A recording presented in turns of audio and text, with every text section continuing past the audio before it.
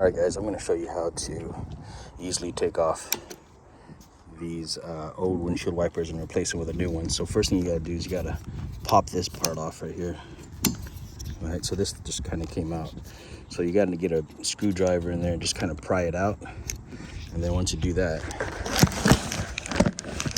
you're going to lift this up and you're going to slide it like that, and then the arm comes off. Whatever you do, do not slam this on the window, because if you do, it's going to break. Okay, so put it up like that, get the new one. Here's the new one. I'll put a link on my in the description on this wiper blade here. And so what you want to do is you want to make sure you take off, we'll take that off last, but essentially what you're going to do is you're going to pop this part out, okay, and then you're going to feed it in to the hook. So it goes in like this, goes in like that.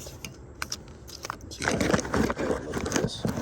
Sorry guys, I'm going to hand it here. So I just put it in there just like that, okay, and then it slides and you pull to the left to click it, and then you push this down to lock it, okay.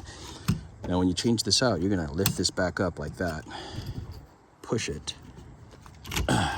towards the driver's side, and it's going to pop back out just like that.